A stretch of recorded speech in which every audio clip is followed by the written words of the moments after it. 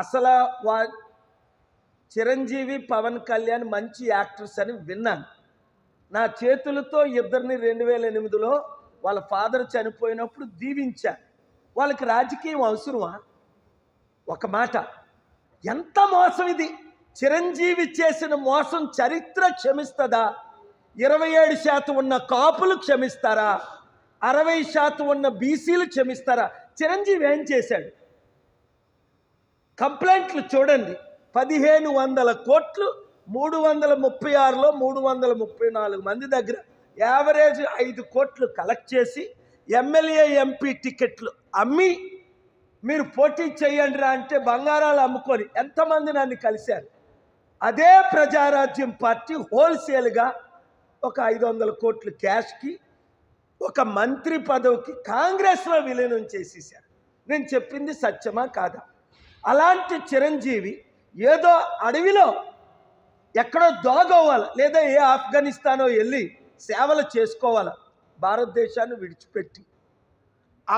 George bush ఏ విధంగా Iraq యుద్ధం చేసిన తర్వాత నేను అపోజ్ చేస్తే 7 సంవత్సరాలు బయటకు రాలేదు. అలాంటి చిరంజీవి మీడియా ముందుకు రావడం, ఈ తెలివి తక్కువ మీడియాలో అవి బ్రేకింగ్ న్యూస్లు పెట్టడం నాకు అర్థం అవట్లా. ఇంత దరిద్రమా అని మరలా ఆయనే అంటున్నాడు, ప్రజారాజ్యమే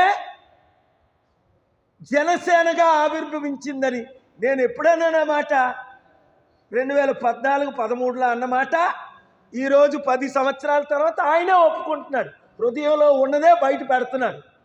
ఇంత క్లియర్గా చిరంజీవి పవన్ కళ్యాణ్ ఇప్పుడు అధికారంలో ఉన్న బీజేపీకి తొత్తులైపోతే, మహాత్మా గాంధీని చంపిన గాడ్సేని నాగబాబు దేవుడిలా పొగుడుతుంటే, బుద్ధున్న కాపోడు ఎవడైనా, సిగ్గున్న బీసీ ఎవడైనా, తెలివితేటలున్న ఏ తెలుగు ఓటరైనా, బుద్ధున్న ఏ మీడియా ఓడైనా అలాంటి పనికిమాలోని మళ్ళీ ప్రమోట్ చేస్తారా?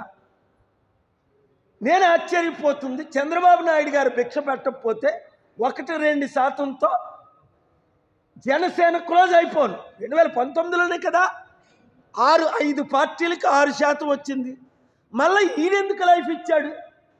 పవన్ కళ్యాణ్ ఎలా తిట్టాడు చంద్రబాబు నాయుడిని, లోకేష్ని ఎంత ఘోరంగా తిట్టాడు, ఓహోహో అని వణిగిపోతాడే.